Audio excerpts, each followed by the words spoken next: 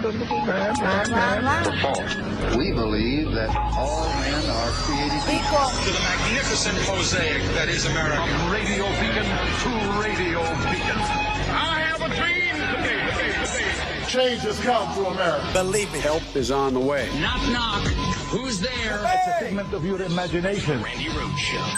Turn up your mind. Where were you on 9/11? You know, I was, I think I had just graduated college and was kind of not a care in the world. And all of a sudden, boom, you know, it happened. And so I had already been either accepted or planning on going to law school. And that's when I decided to start looking into some other career choices. Stuart, how is it possible that the man who wants to be the next Republican president of the United States can't remember where he was on 9/11? Well, I guess it's better than Donald Trump, who made up a story that he was at 9/11 Ground Zero. Right. But this is a very weird interview.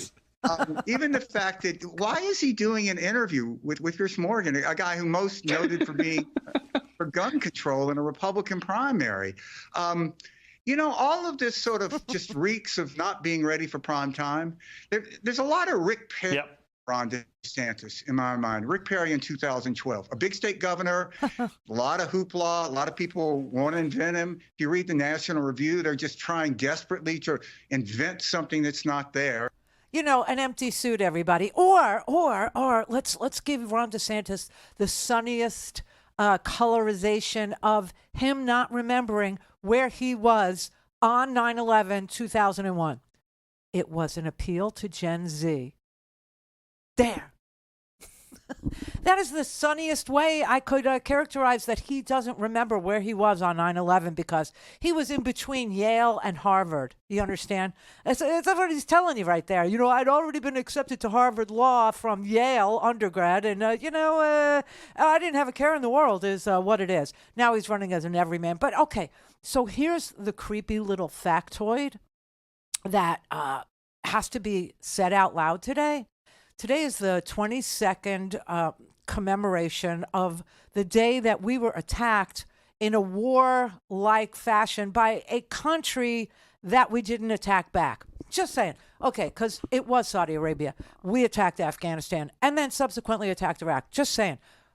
But what's really unbelievable at this point, at this stage, at this moment in my life, and yours probably, because we all grew up together, that a good chunk of Gen Z doesn't even remember because they weren't born yet.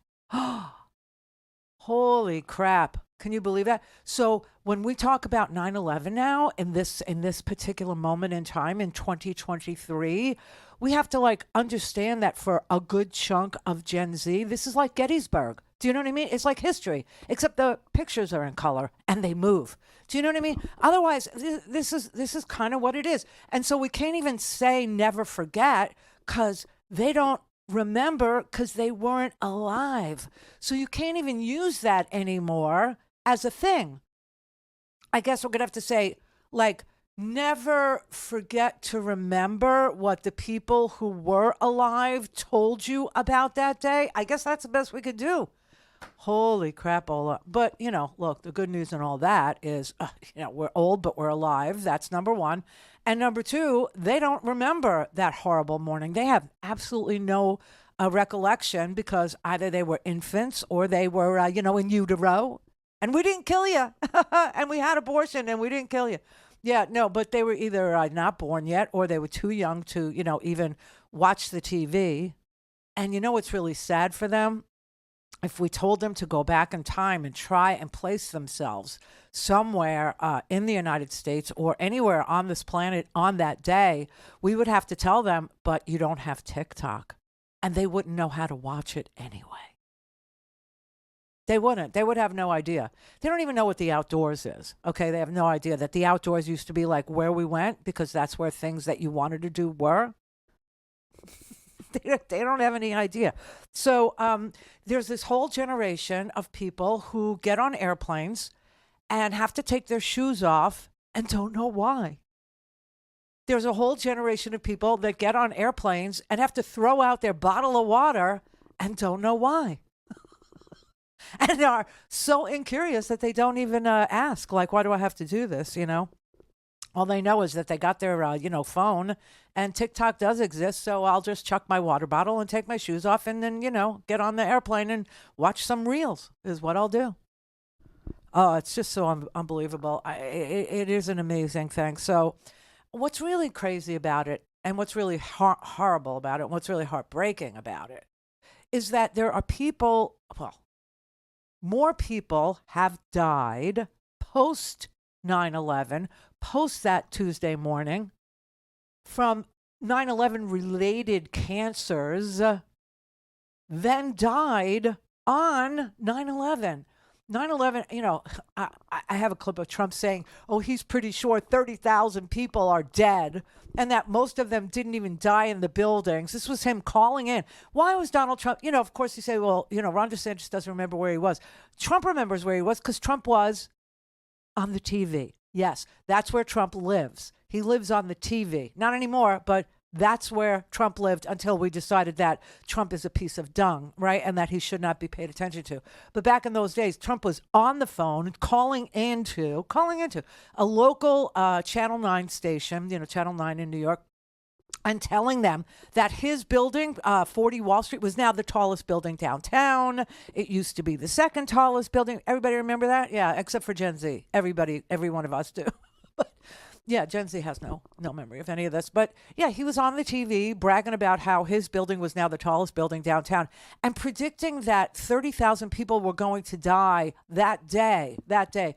And not in the buildings. No, that they were going to die from debris. They were going to die from falling debris. Well, the number is unfortunately almost 3,000. It was 2,799. But when you actually add in the people who have died post 9/11 from cancers and other, disgusting, mesothelioma and other things because of the amount of soot and crap and glass shards, seriously, asbestos that they had inhaled, it's 10 times that number. It's 10 times. I think we lost 23 police officers that day. And now the number of police officers lost to, work-related hazards that happened to them when they would not leave the pile. They wouldn't go home. They stayed there morning and night and morning and night. This was like the most unifying moment in American history that I've been alive for, the post-9/11 days.